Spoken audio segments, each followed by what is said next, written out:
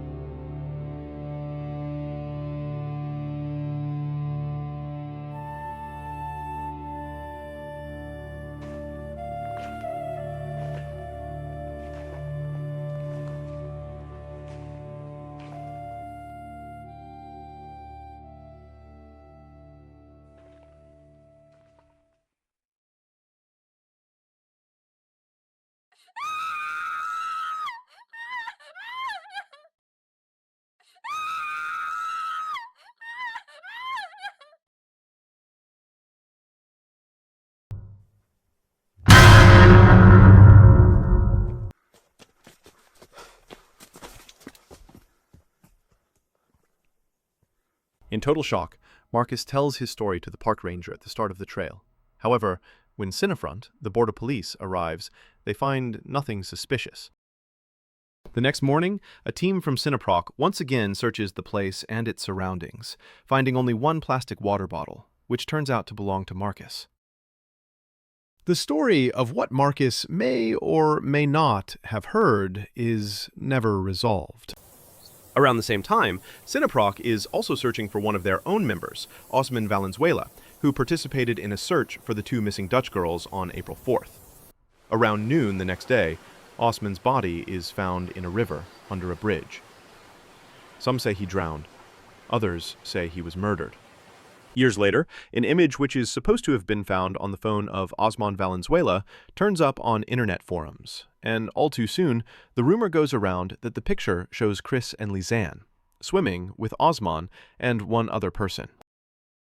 Although the whole story of the swimming photo is successfully debunked by Christian Hardinghouse and Annette Nenner in their book Still Lost in Panama, these old rumors die hard. And even today, the photo is still frequently associated with Kris and Lisanne.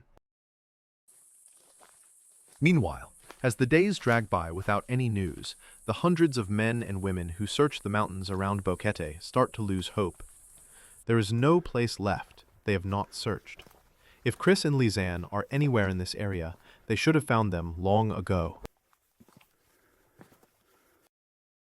For a short moment, some hope returns when, on April 10th, a small white plastic bag and, right next to it, a pink insole are found in a remote area of the mountains, between the Pedra de Lino Trail and the Pianista Trail on the Pacific side of the Continental Divide, a place where few tourists will ever go. The video of the discovery is placed online the next day. However, due to incorrect procedures, the exact spot where the bag is found is never established, and any fingerprints or biological traces contained inside are instantly contaminated. Bueno, aquí has podido encontrar esta bolsa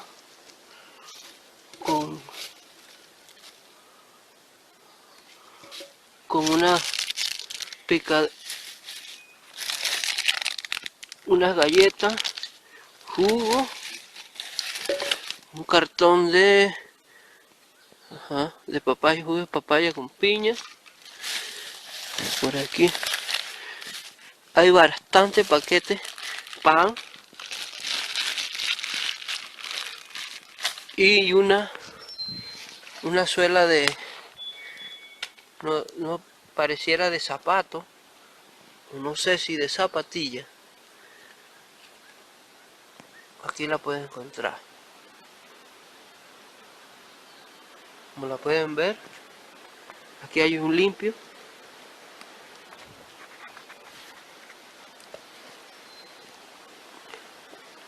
Y ahí se encuentra esto.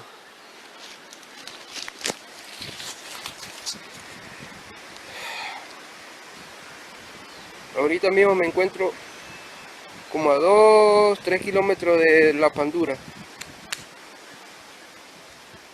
Esto es todo lo que ha podido encontrar hasta el momento. Pero aquí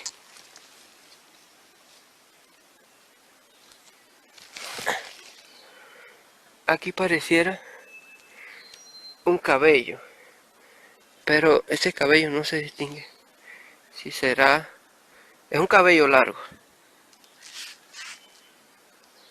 Así que voy a guardar esto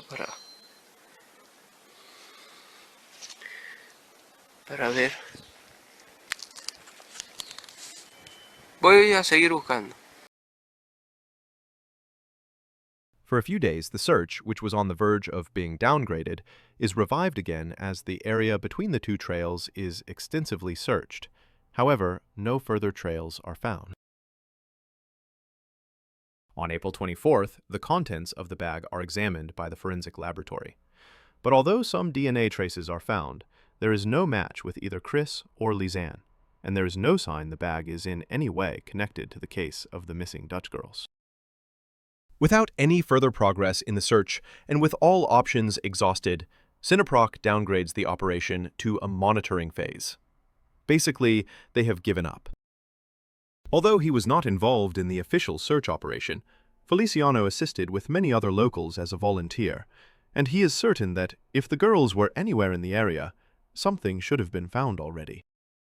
Con las búsquedas ya se hubieran encontrado. Con las búsquedas se hubieran encontrado. Yo, para mí, no tardaba más de una semana por muchos problemas que hubiera habido, que las chicas se hubieran accidentado y si hubiera por los animales, por cosas, uno hubiera visto la presencia de gallotes, de cosas, y se hubiera encontrado. O sea, parte de su pertenencia o lo que hubiera sido, pero se hubiera encontrado. O sea, para mí ahí tiene que haber algo, tiene que haber participación de la gente en algo que no es bueno. And even Arturo Alvarado, the head of the local Cineproc division who led the search, declares that something else must have happened. Otra de las situaciones que pudiéramos estar enfrentando y que no se puede descartar es que pudiesen haber sido agredidas y trasladadas a otro sitio y después ocurrir otras acciones que hasta el momento impidan su ubicación real. But it is a lot easier to state it must have been a crime, as the search operation did not manage to find anything, than to find actual evidence of such a crime. And with the ball now on their side of the field, the police remains at a total loss. Due to the original optimism that the two girls were lost on the mountain and would be found soon enough, the police is also desperately late and running behind the events. There are rumors that Kris and Lisanne were visible on several CCTV cameras, but the tape of these cameras appears to have been overwritten by the time the police finally requests the footage. Although an initial inspection was carried out earlier, a full forensic search of the bedroom of the two girls is only carried out on April 8th, 1 week after their disappearance, and by that time, so many people have been walking in and out of this room, and so many items have been touched or moved that little can be learned from this. Perhaps even more surprising, the hard disks of the computers at the language school, which contain the all-important browser history of the searches, are only removed for inspection on April 10th. And by that time, so many other people have been working on these PCs that no conclusive data is ever gained from this inspection. Loggings of mobile phone connections from the various cell phone towers in the area, which could be vital in tracking down the movements of the two girls, are only requested on April 8th, 1 week after the disappearance, and once again, no useful data is ever obtained from this. After initial interviews on April 3rd, important further interviews are undertaken only on April 8th, although sadly, many important witnesses are never interviewed, and many of the questions asked are rather weird to say the least, and the same can be said about the answers. For this video, it would take too long to go into details on all the peculiarities of these interviews, but on her YouTube site and blog, Scarlett has done a fantastic job in analyzing each affidavit, and we strongly encourage all of you to check these on her site. Links can be found in the description of this video. All in all, international confidence that the Panamanian police is going to solve this case quickly is not high. And as the days pass by, former Dutch police officer Eric Westra suspects Kris and Lisanne may have accidentally witnessed drugs trafficking on the Pianista Trail, while others come up with other theories, many of which the Panamanian authorities would probably prefer to keep out of the spotlights. Está dando la situación de que indígenas que residen en las áreas observan a los turistas al momento de llegar. Cuando salen del área los asaltan, ya sea con arma blanca, y les quitan todo lo de valor que estos llevan. Nou zijn er allerlei geruchten in de omloop. Wat vindt u daarvan? Ja, nou ja, wat vind ik daarvan? De meeste geruchten ken ik niet. Want dat volg ik niet allemaal wat er over gezegd wordt. Wat je natuurlijk krijgt is dat mensen gaan speculeren over wat zou er gebeurd kunnen zijn en wat dit en wat dat. En mensen gaan kleine plukjes informatie aan elkaar verbinden die wellicht niks met elkaar te maken hebben. En daar een verhaal van maken, omdat iedereen probeert tot een oplossing te komen. Dus ja, wat ik volg is wat zeg maar de autoriteiten en wat als feiten vaststaat, om dat met name te volgen en uit te zoeken. En wat dat betreft worden hier ook alle scenario's opengehouden en wordt overal aandacht aan besteed. Compared to other cities in Panama, crime rates in Boquete are moderate. However, a quick search on internet is sufficient to find a long list of allegations. And while the police is struggling to find any evidence, the assembled press has a field day in publishing the most gruesome scenarios. There is no doubt this is hurting all those who depend on tourism for their income. Given this situation, it is probably not surprising that on April 22nd, the Personería Municipal Boquete is relieved of the case, and the Chief Public Prosecutor's Office of the 3rd Judicial District of Chiriquí, based in David, takes over, with Betsaida P.T. Serud investigating a crime involving the deprivation of liberty and kidnapping. Years later, Pitti will claim that this was a political decision and that she was set up to fail, and she may well be correct in this. However, there is also a lot of criticism on the way she handles this case, and in her first interview, the task she sets herself is rather surprising. El desafío es encontrarlas, sea vivas, o lo que Dios quiera, sea vivas o muertas, pero encontrarlas. We will come back to this toward the end of this episode. However, in general, if you start a police investigation on a crime, one would expect that your prime task is to arrest the perpetrator and solve the case. However, there is not a word on this, and all she mentions is finding the girls. With the case still in limbo without the slightest trace of the two girls, the highly unusual decision is made on April 27th to fly a Dutch police team out to Panama. Af voor persoonlijk overleg. Een politieagent fysiek naar het buitenland sturen bij een vermissingszaak. Hoe bijzonder is dat? Nou, dat is redelijk bijzonder. Het komt niet heel erg vaak voor dat we in het kader van een vermissingszaak inderdaad een agent naar het buitenland sturen. Waarom in dit specifieke geval dan wel? Nou, we hebben natuurlijk al een poosje onderzoek gedaan hier in Nederland voor de Panamese politie. En we denken dat het nu verstandig is dat onze teamleider eens even fysiek contact gaat krijgen met de teamleider van de Panamese politie. Om de onderzoeksresultaten gewoon eens even face-to-face met elkaar te delen.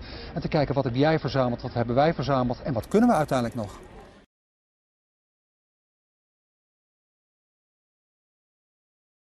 In an interview from April 28th, Lisanne's brother Martin is still showing the route to Casa Pedro as the most likely route taken. The same route which is also strongly promoted by Ingrid, the head of the language school. But in a later article, Betsaida Pitti will write she almost instantly dismissed this whole theory, as the description the owner of Casa Pedro gave of the two girls does not match their actual appearances. Je hebt een kaart meegenomen en dat is de kaart die zij vermoedelijk ook in hun handen hebben. Hetzelfde exemplaar natuurlijk niet, maar wel dezelfde kaart. Het is eigenlijk een hele... als je hem ziet, is het als een kaart waar... Er schuilt geen kwaad in die hele kaart, zeg maar. Hè? Het ziet er wel heel ontspannen uit met tekeningetjes en zo. Dit zijn routes die je kunt wandelen daar. Het is inderdaad een hele schematische weergeving van het stadje. Vooral heel veel groen. Dat is in de praktijk iets minder. Ja. Kun jij aan de hand van... als jij aanwijst op deze kaart, kun jij dan even laten zien wat volgens wat er nu bekend is... de route zou zijn die zij voor het laatst gelopen hebben? Gemaakt hebben? Nou ja, hier is het stadje zelf. Aantal restaurantjes. Hier hebben zij wat gegeten 's middags. Vervolgens is er één route, dat is deze route die hier omhoog loopt... en dan vervolgens dit pad neemt. Ja. Dit is een kilometer of 3, 4, loopt goed steil omhoog. En er zijn ook een heleboel huizen aan de zijkant. Dan hier, Casa del Pedro, dit is het laatste punt... waar zij daadwerkelijk gesignaleerd zijn. Door iemand die met ze gepraat heeft, waarvan we 100% zeker weten... daar zijn die meiden voor het laatst gezien. En dat was gewoon overdag... geen raar weer. Het was 2 uur, half 3 's middags. Ze wilden dat pad, de Il Pianiste wilden ze opgaan. Ze waren verkeerd beland. Toen heeft die man daar gezegd van, je kan ook hier omhoog gaan. Is ook heel erg leuk om te doen. Die route is iets minder kort, want dat Il Pianista is toch wel een goede 3, 4 uur lopen voordat je boven bent. En het begint al tegen het einde van de dag. Je hebt niet heel veel daglicht meer. Toen zijn ze daar omhoog gegaan, een kwartier later weer naar beneden gegaan. Omdat er waren wegwerkzaamheden daar. Ik ben er zelf omhoog geweest. Ik heb gezien dat ze daar met graafmachines de hele weg lag opengebroken. Je kon gewoon niet verder. Toen zijn ze daar op de stoep gaan. Ze hebben nog met die man gepraat van wat is de snelste manier om terug te komen naar het dorp. En toen zei hij dat is dezelfde weg naar beneden. Middels een taxi. Of lopend. En dat zijn ze gaan doen, denken jullie? Ze hebben daar langs de kant gezeten. Die man die heeft ze nog vanuit zijn keukenraampje zien zitten nadat hij zijn informatie gegeven heeft. Toen hebben we 100 meter verderop was een soort van kiosk. Die heeft bevestigd dat hij Kris heeft zien lopen. Een klein meisje met rood haar, de beschrijving. En vanaf dat moment is niks meer zeker. Nee.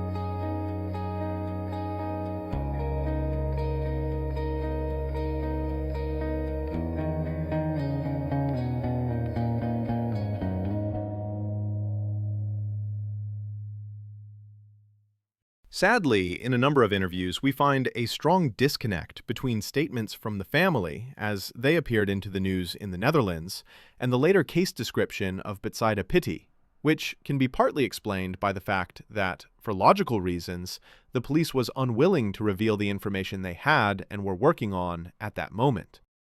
Wij kregen te horen via internet dat er haren gevonden zouden zijn. Jij moet erom lachen. Nou, ja, wij kregen vanuit onze connecties uit Panama al te horen dat dat geen nieuws meer was voordat het hier überhaupt nieuws was. En zo zijn er wel een aantal meer dingen geweest hier die in de media heel groot werden. Terwijl wij al van tevoren wisten van dit is niks of dit is een dood einde. Noem eens wat. Nou ja, bijvoorbeeld de rode truck. Daar zijn een heleboel spookverhalen over die gewoon niet waar zijn. Er was van de week er een filmpje. En dan zie je echt daadwerkelijk een rode vrachtwagen die vanuit de auto heel schemerig gefilmd wordt.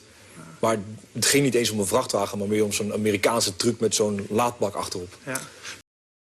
In their book, Still Lost in Panama, the authors Christian Hardinghouse and Annette Ninner provide a very detailed report on the red truck story, which definitely contains sufficient connections to the case of Kris and Lisanne to be taken serious. And contrary to Martijn's statement, there is every indication that the police did not easily dismiss these sightings. The red pickup truck was seen by Oliva and several other witnesses driving down from the Pianista Trail around 4 p.m. on April 1st, with its trunk filled with branches, and then, once again in a similar situation on April 3rd. Police officers managed to establish the red truck is owned by a woman who lives about 500 meters from the language school Spanish by the river. She states, however, that she did not drive the truck herself, and that on April 1st, the truck was probably rented to the Feria de las Flores, flower fair. When interviewed by the police, the owner of the flower fair confirms this, stating that the red truck was rented on April 1st between 11:45 and 1700 to collect mosses, bromelias, foliage, and ferns from 2 cabins on the upper part of the Pianista Trail. Although these times roughly coincide with the times that Kris and Lisanne walked up the mountain, the police does not find any further evidence linking the case of the missing girls with the red truck. On May 16th, there is a first hint as to why all previous searches up to that moment have found nothing, when the Panamanian civil defense organization Sinaproc receives a tip that 2 bodies have been seen by one of the locals in a remote area of the Culebra River, far to the north of the present search area. Due to the rainy season and the bad weather, this area is nearly impossible to reach though, and a helicopter which is sent out to check fails to get close and low enough to get a good visual on the spot. It takes 2 full days before Sinaproc searchers finally manage to get within sight of the area. But if there were any bodies, then by that time they have probably been washed away by the river again, and nothing is found. A few days later, there is another report that a helicopter noticed bodies floating in the Culebra River far downstream of the previous area, but once again, by the time search teams arrive, nothing can be found. Sadly, with the rainy season now in full swing, the high water levels make a detailed search of the shores of the Culebra River too dangerous, and the sightings of bodies floating in the river are treated as just another false alarm. Hans Kremers is hier en samen met Nicky van Passo, woordvoerder kan ik je noemen. Het bericht kwam en ik moet zeggen, zeker na onze laatste uitzending natuurlijk, toen dacht ik, oh jee, wat gebeurt hier? Hoe kwam het bericht tot u? Nou, wij hoorden het vanuit Panama, via onze contactpersoon daar, dat het gerucht ging dat er 2 lichamen gevonden zouden zijn en dat het nagetrokken werd door de autoriteiten. Of dat bericht klopte. Nou, op dat moment slaat dat in als een bom natuurlijk. Dat je denkt van, nou, laat dit in godesnaam niet waar zijn. Aan het eind, moet ik even kijken, het begin van de middag hoorden we dat. En tegen 7 uur werden we gebeld door lid van het politieteam hier in Nederland. Van, dat het bericht niet klopte en dat alles nagezocht was en dat er geen lichamen gevonden zijn. Gek genoeg toch opluchting dan? Dat is dan inderdaad een opluchting, want ja, dat zou definitief het einde zijn en definitief ook het einde van Kris en Lisanne. Dus dat is het laatste wat je wil horen. Dus dat is een enorme opluchting. En Dus wat dat betreft zijn wij redelijk gerust naar bed gegaan en geslapen. Nou, toen jullie de laatste keer hier waren, toen was er nog heel veel vertrouwen ook in de politie van Panama. Is dat beeld veranderd of is dat... Nee, absoluut niet. Ik denk eerder dat het vertrouwen wat we toen hebben uitgesproken, dat versterkt is. We hebben gisteren nog overleg gehad met de hoofdofficier van het onderzoek. En waarin alle medewerking is gegeven en de politie is zelf hard bezig met het onderzoek nog steeds. En ja, zoals jullie weten zijn we zelf ook bezig met onderzoek. En dingen natrekken en tips nagaan. En dat gaat in goede samenwerking met de politie. En hebben wij wat waarvan we denken, hé, dat moeten jullie weten. Dan brengen we dat over en dan gaan ze er achteraan. En andersom is dat dus ook zo. From May 25th till June 4th, a special Dutch team of 12 dogs and 18 handlers joins the search for Kris and Lisanne. These dogs, which are specially trained to find immobilized persons, were originally ready to fly to Panama on April 7th, but at that moment, the Dutch authorities did not yet see the need to use these dogs in the search, an opinion they changed only after a special request by the parents and media. Om 7 uur vanochtend verzamelen reddingshonden en begeleiders van RHWW zich in Duiven. Het was een enorme toestand om toestemming te krijgen om de zoekhonden Panama binnen te krijgen. Nou, we hebben er 3 dagen aan gewerkt. We hebben 983 telefoontjes gehad en gepleegd in de afgelopen 4 dagen. Maar het is gelukt en daarom kunnen de 12 reddingshonden en 18 begeleiders 5, 6... zich vanmiddag inchecken voor een vlucht naar het Zuid-Amerikaanse land. De honden beginnen hun speurtocht in Boquete, de plaats waar de meisjes begin april verdwenen. Sindsdien ontbreekt ieder spoor. De honden gaan dus laat, maar het hoeft zeker niet te laat te zijn. Nee, want wij kunnen altijd nog mensen terugvinden. We hebben wel mensen teruggevonden die meer dan 6 maanden weg waren. Dat deze honden daar nu naartoe gaan is voor de familie ontzettend fijn en dat merk je ook. Het is echt een opleving en er komt kracht uit naar voren en energie uit naar voren. En iedereen denkt, oké, we gaan er weer voor. Het is echt een nieuwe impuls. In Panama zelf is ook al met honden naar de meisjes gezocht, maar dat waren zogeheten puinhonden. Puinhonden die mogen alleen maar levende mensen aangeven. En onze honden zoeken zowel naar overleden mensen als levende mensen. Wat verwacht u van de zoektocht? Hopelijk vindt. Is die kans groot? Ik zeg 50%. Als we in het goede gebied zitten, dan moet het gewoon lukken.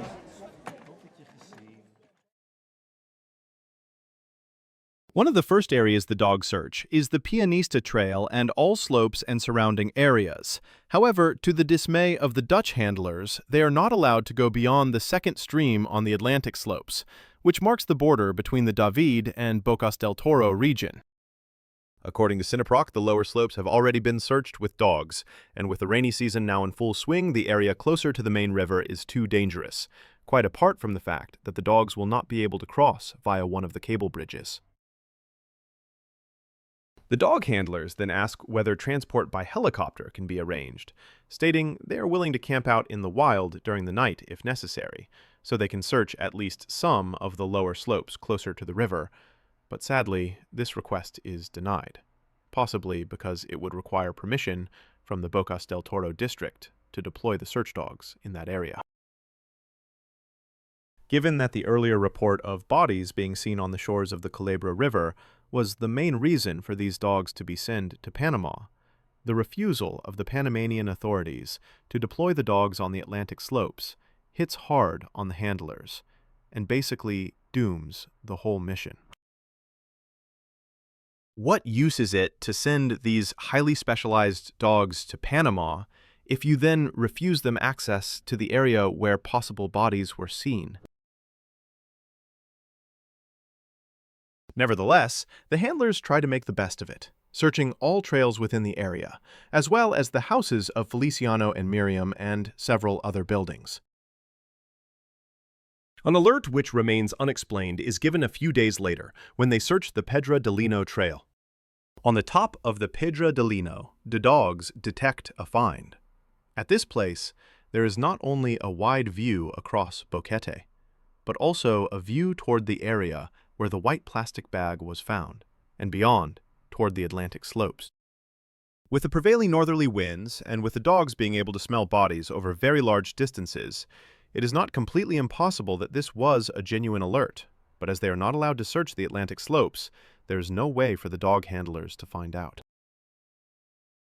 In the remaining days, the dogs are used to search the area of the Baru volcano, as well as the hidden waterfalls and the Caldera hot springs, while they are also used for a large number of house searches, all without results though.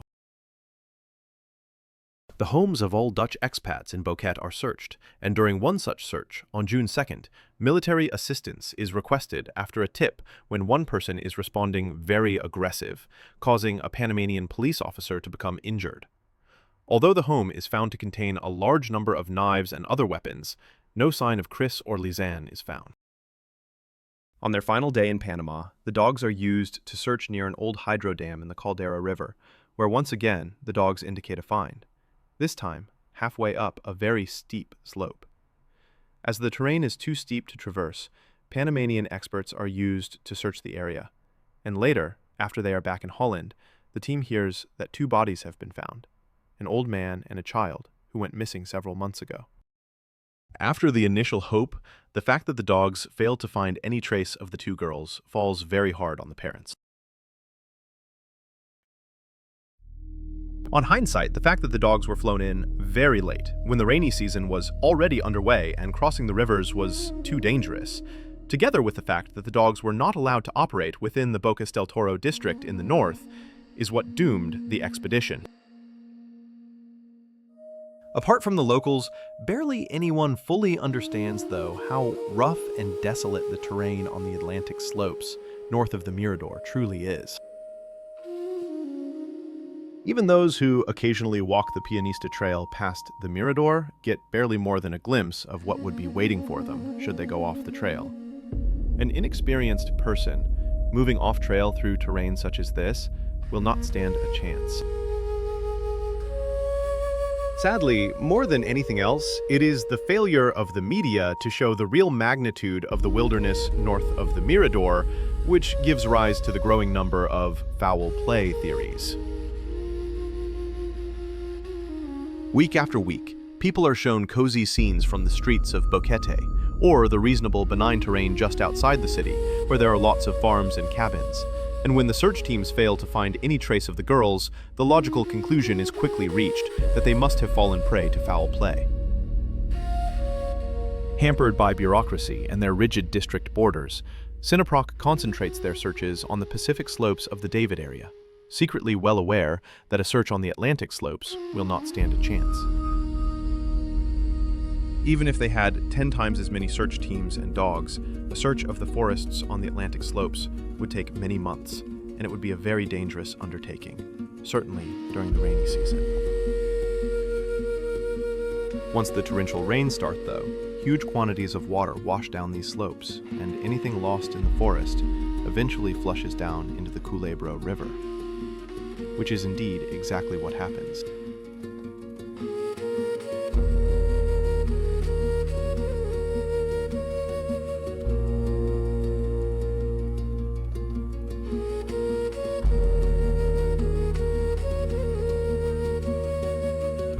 The best Cineproc can do is overfly the rivers and the open paddocks with helicopters, but if Kris and Lisanne went beyond the Mirador, and they left the trail for some reason, the chances of finding them in the forests is close to 0.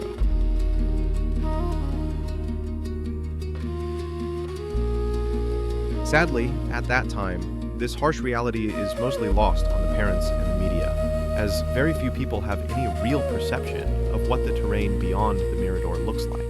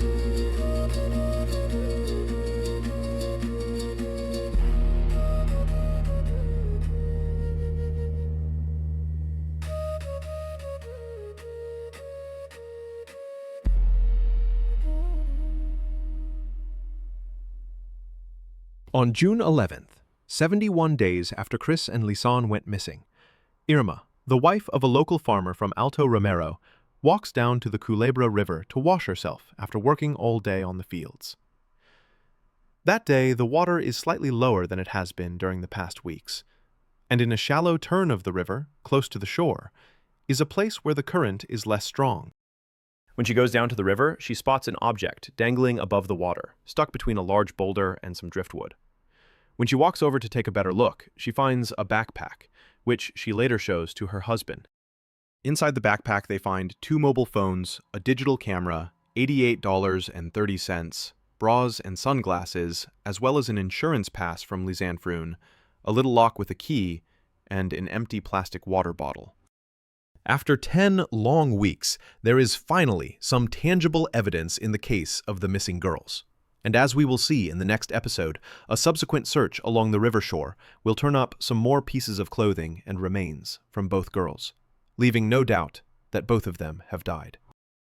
Although the location of the backpack is well outside the search area of the teams from David, this area was searched earlier by locals and by a Cineproc team from Boquete del Toro, which traveled the whole length of the Pianista Trail. In both cases, nothing was found. Due to consistent bad weather, it takes 2 days before a helicopter is able to deliver Betsaida PT and other police and Cineproc officials to Alto Romero, where they inspect the backpack as well as the place where this was found, before taking the backpack back with them for forensic analysis. 5 years later, in the book Lost in the Jungle, Pitty will write a dramatic account how she became injured and seriously dehydrated during the long walk from Alto Romero to the river, and how she feared she would not make it back alive. However, perhaps more surprising is the fact that she instantly halts all further investigations into a possible crime against the 2 girls. According to her own report, at the moment the backpack was found, Pitty was planning a major action after a tip that a man in the Renacimiento district was involved in the kidnapping of Kris and Lisanne.